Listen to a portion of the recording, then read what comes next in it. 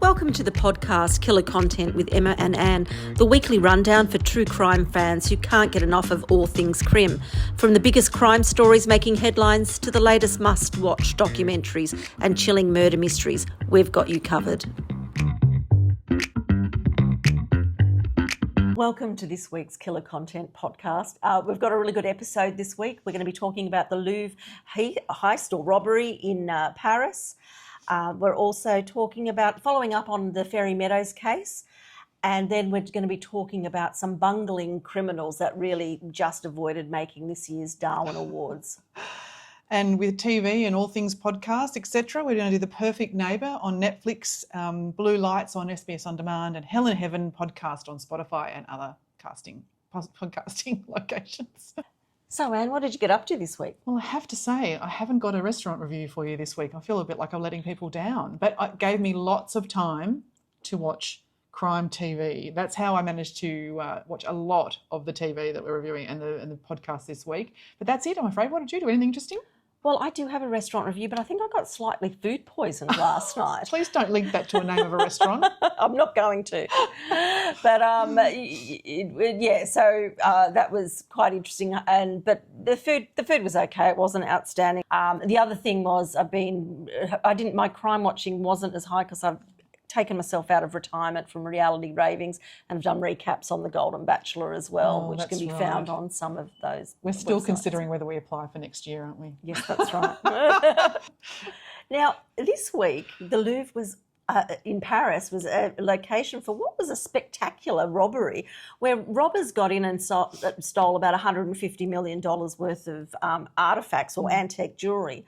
It was 4 men wearing obviously balaclavas and high-vis vests. Took under 10 minutes to actually do this, so they were quite efficient. And how they did it, apparently, they were using a truck. They mounted a ladder parked up against the Louvre, obviously, and then they got to the window. They had a handheld angle grinder, cut through the museum window, and then got into what's known as the Apollo Gallery. And there were security guards there, but they threatened them. They cut through glass enclosures holding the items and took them and got out, and they fled on scooters.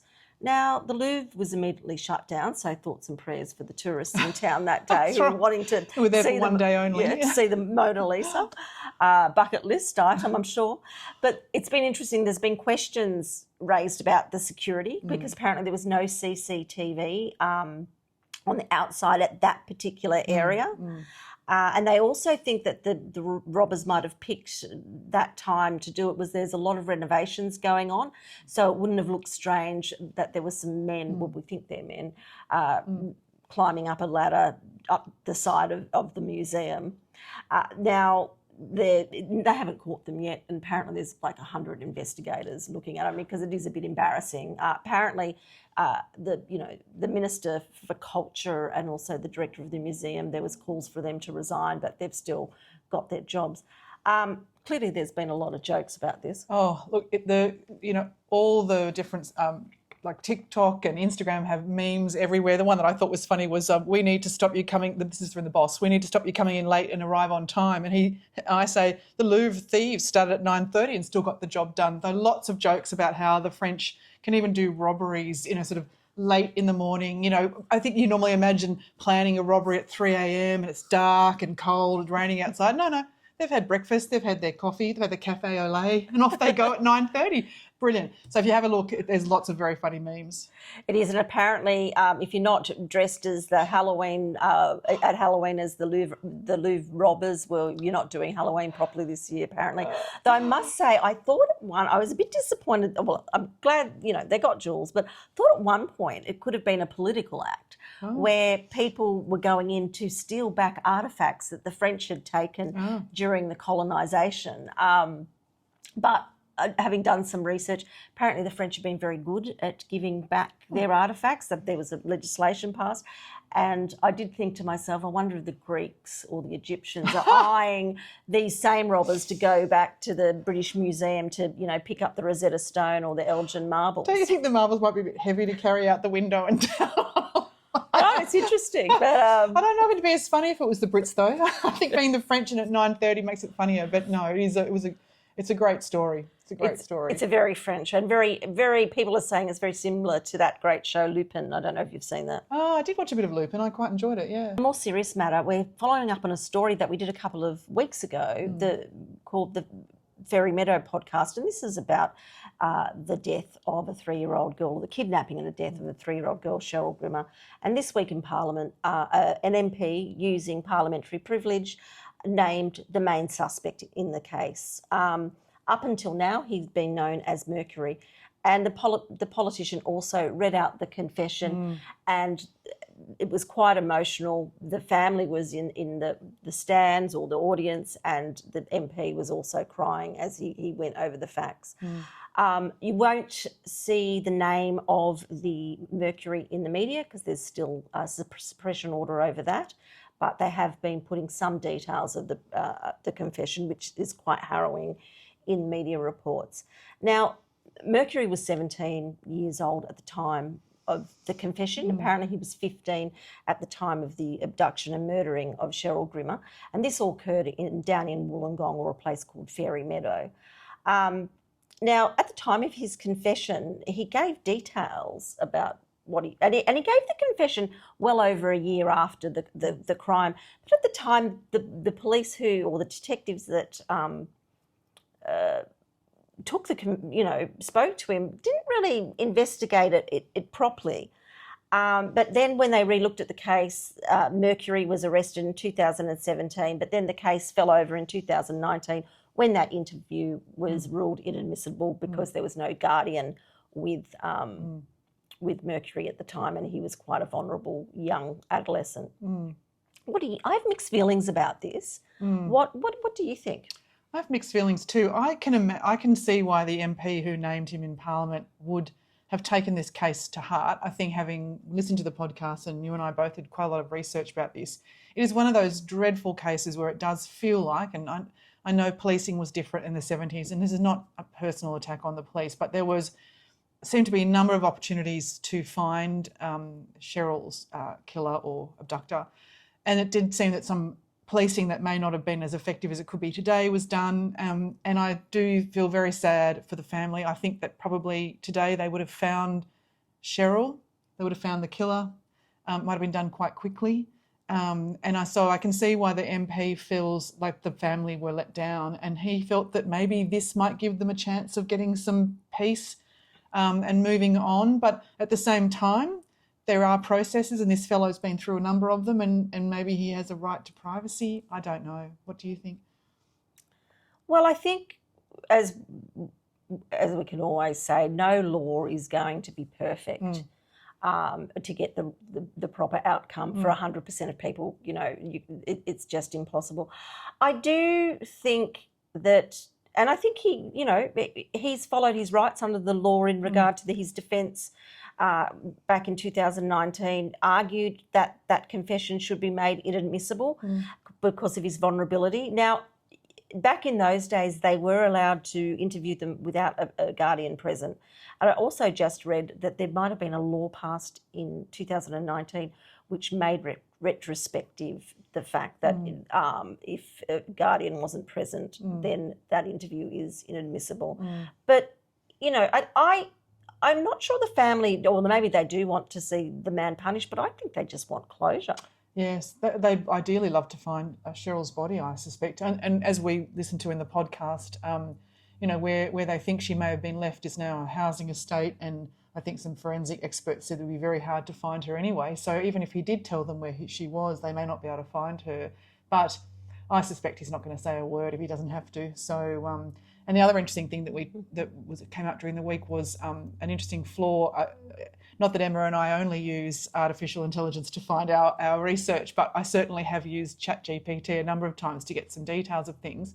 And there was a moment during the week where an AI search named the wrong person, and someone from the Sydney Morning Herald, not a journalist actually, I think it was a graphic designer, was named as the person of interest wrongly, and quite some sort of difficult circumstances came from it. There very embarrassed. It took some time to get it clarified. But it was a very interesting example of why Emma and I will not be naming anybody in these circumstances, particularly once we've found on ChatGPT. But that was an interesting, just for us anyway, and I think for those that like to do a little bit of Googling, how imperfect AI could be. And it should also be noted that finding the name was quite difficult because it wasn't in what's known as Hansard. I was lucky enough, thanks Trish, who sent me, I think it was in another area on the parliamentary website. Right. I'm not going to say where. People who know how to, get around that site will be able to find it. There's no winners in this case, and I don't think we're ever going to see an answer. Do you think, Anne, do you think they should try and crack a deal that he has immunity if he confesses and shows them where the body is? Yeah, I don't know how that all works, but I suspect, I think you're absolutely right. I think the family have long given up on any kind of care about the jail sentence. I think they would just be so much happier if they knew what actually happened to Cheryl, where she ended up. Yeah, I mean, if closure for the family is what you're after and there is an ability to do that, why not? But I suspect if this fellow had wanted to confess, open up, explain his deeds, he would have done it by now. Anyway, the next case, which is the complete opposite of the skill of the Louvre heist, is a case that came up in court in Western Australia this week. And seriously, these blokes are lucky to not be, winning the Darwin Awards in 2025. It's like the judge in this case called them the Keystone Criminals. I just call them like Calamity Jane. Like it was ridiculous. I'm not sure how that links in, but why not? So what happened? There's three guys. I don't have their names. They were charged with drug smuggling. But what happened? How they were found out was that they were found clinging onto an esky with life jackets on after their boat that they were on had sunk or had been badly damaged and they had to get off it. So what happened? They were tasked, they'd been hired to go and meet a bigger freighter to get about, I think, 290 kilos of cocaine. So this guy agreed to do it. He went off, he bought a boat for about $72,000, never driven a boat before, hadn't checked the seaworthiness of the boat, does a test run. On the test run, crashes into the jetty. Anyway, he says to his mate, "Oh, come on, I think at that point he did try and go, I don't want to do this, but, people convinced him to continue. He got another mate in and said, look, I'll pay you 50 grand. Then there was some other person with them. They go out. Suddenly, I think they bash the hull or something happens, so they're gone. And then, it sinks. Yeah, it sinks. And then the police go get them. They're rescued, and the guys sort of go on. And then the police obviously have to go and look at this maritime bloody disaster. And then they go and there's these huge blocks of cocaine on the boat. And I think there were some smaller packages which were like washing up on the beaches of Western Australia. So some people obviously thought their Christmases were coming at once. And then they had to go arrest these guys. And one guy apparently was, hiding in a small sort of crevice near an outdoor spa or something. Another one had to be extradited from Northern Territory. Anyway, I think they're all in jail for about 10 years now, but it was just, it was ineptitude from woe to go, really. It's worth Googling to see them attached to the esky in the water, because literally they're a typical back garden barbecue esky is holding up these hopeless criminals. And they almost got away with it, didn't they? If the police hadn't found the boat, would they have got away with it? Well, I think maybe if they'd sunk, if they'd just done the thing, maybe they would have gotten away with it. I mean, obviously these things would have been done before, or maybe it's a regular way of how they get coke into Australia. I don't know. No. That's not my specialist subject. We went down a rabbit hole afterwards looking at the dumbest crimes we could find. There were quite a few. One of the ones I saw was a fellow who saw him. He committed a crime and the police put up a really bad photo of him on Facebook, and he decided he would send them a better photo of himself, which led them to track him down.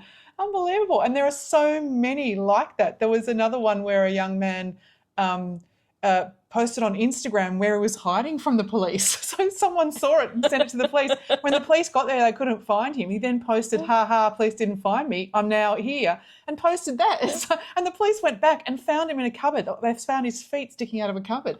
I mean, there are some pretty stupid criminals out there, and these two, I think, or these 3 or 4 guys take the cake this week. Well, we used to work for the Minister for Police, different ones, and I remember the cops telling me once going, the majority of criminals are not that smart. So, well, these cases certainly show that. Okay, for all things TV, podcasts and everything else, we are doing The Perfect Neighbour on Netflix first.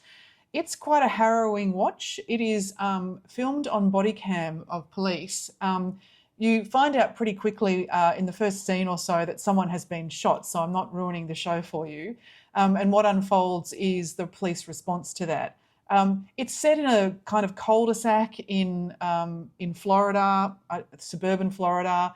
It seems to be a kind of working class suburb, lots of kids and families around, and it centres around a dispute, a neighbour dispute between a single woman who is living on her own in this cul-de-sac amongst lots of families with children. And she's elderly as well. She's elderly, although when I had a look at how elderly she was, it was like 65. So I'm not sure how that's, I'd hate to think that's elderly, Emma, but anyway, getting elderly. And it really is how the police investigate the events that lead up to the incident that occurs, which they've got a lot of body cam on because this particular woman had called them out regularly.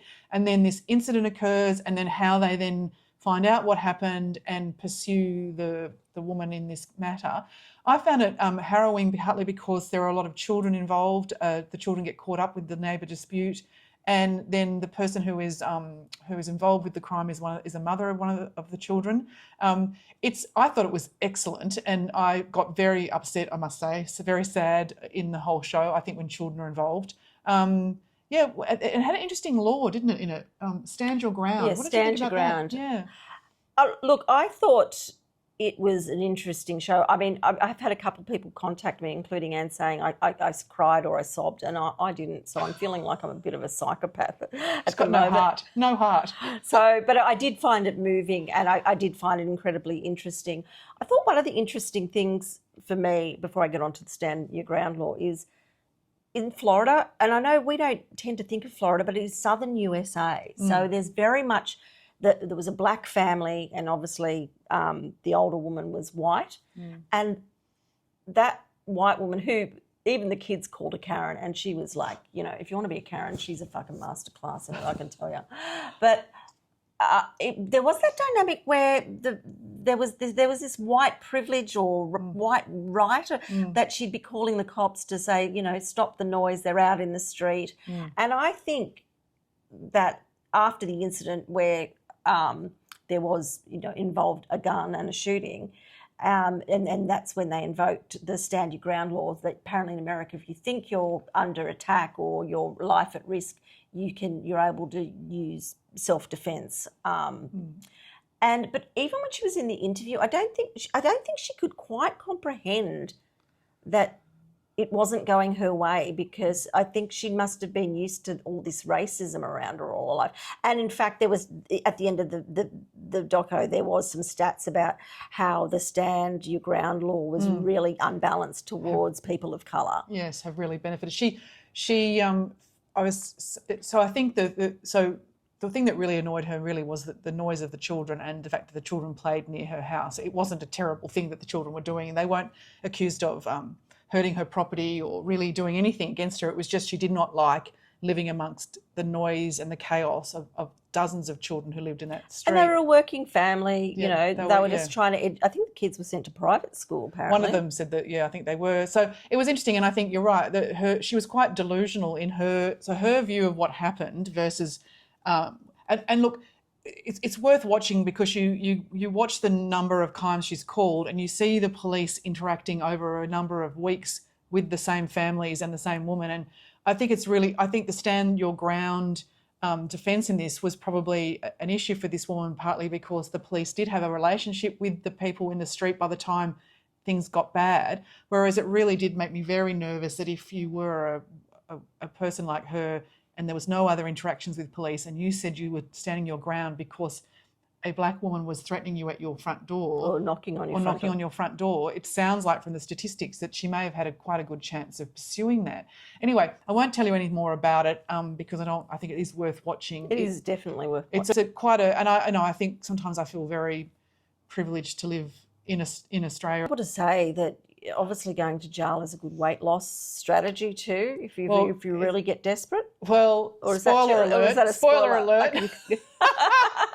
Anyway, I don't think Emma and I should be going to jail as a weight loss tool, even if it's an excellent one. Anyway, now moving on. I might leave that one there. Blue lights. Now, we had a number of recommendations, and Emma's going to give a shout out to those that did it in a minute, to watch Blue Lights. We asked on our Facebook page for any recommendations. I had a quiet week, and so I had a little bit of time on my hands. And Blue Lights is on SBS On Demand. It's a police show set in Belfast in Northern Ireland.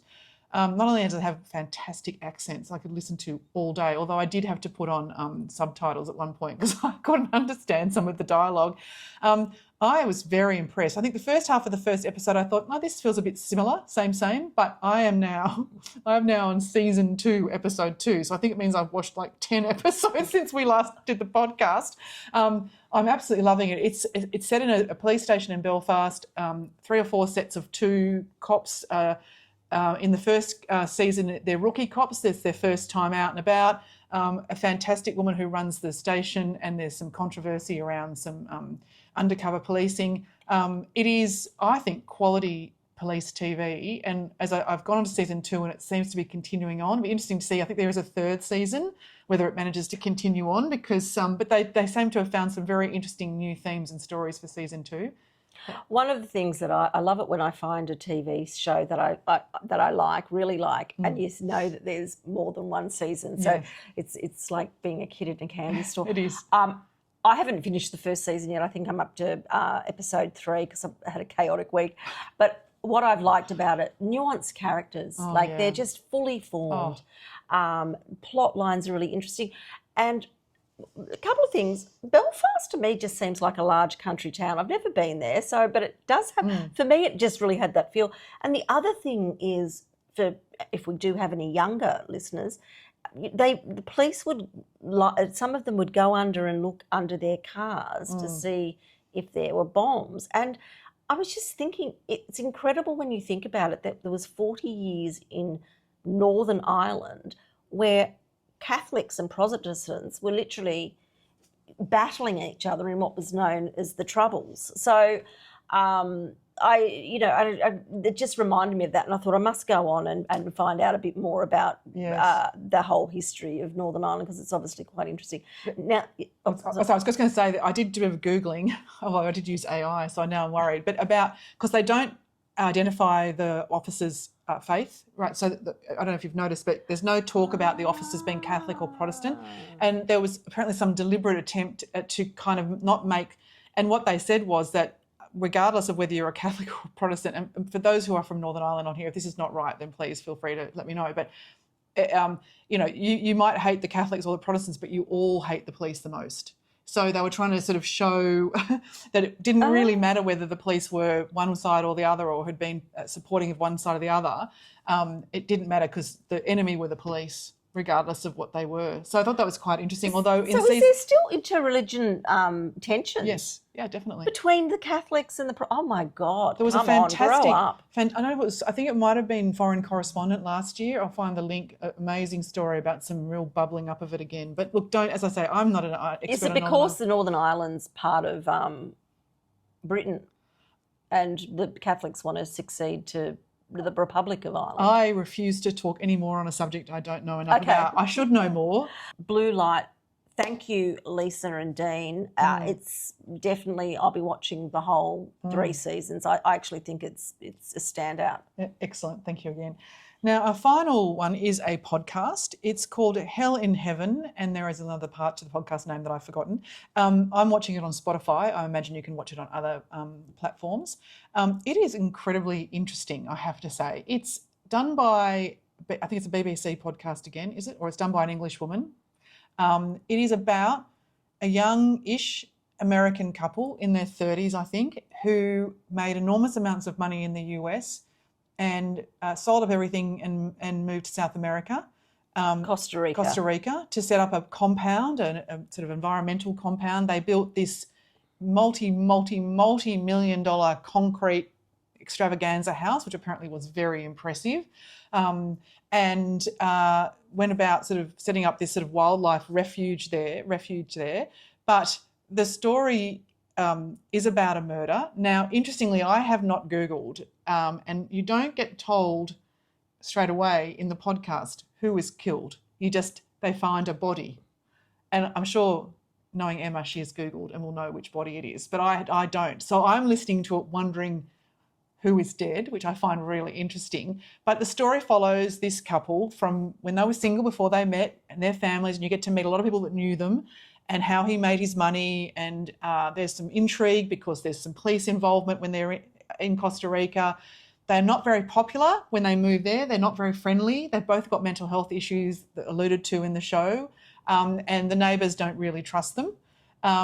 So I'm finding it really interesting, but they're only dropping one episode a week. So we were hoping to have finished this for you by this week, but actually we're only up to episode 4 and we still haven't had it all resolved. Well, I'm liking it, but I've got to say I do know, but it's because I sent the podcast to you because I read a Guardian review and they've given the bloody plotline. I'm pissed off now because obviously the way you're getting the storyline is a bit more interesting, whereas I already know who the victim is. That's so interesting, isn't it? I didn't read this. It shows you I didn't read the article you sent me. Well, that's great. That's why I don't read movie reviews anymore because they tell you everything that goes on in them. Yeah. And the other good thing about it is not a lot of ads. I think it's iHeartRadio, to be honest. So there's not the ads that like the one we saw in Crook County last week, which was just full of ads. Yes.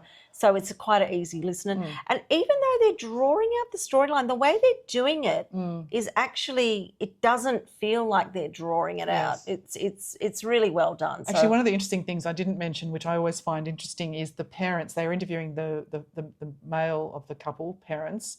Forgotten his name. God, I'm terrible at this. And they were middle-class lefties from the US whose son chose to go off and start off by gambling. So started off doing, I think, blackjack and made a fortune, then was discovered by someone and became a money market player. Like the American David Walsh. Yes, and he made like $600 million or something. And the parents are these kind of, I think he's a academic.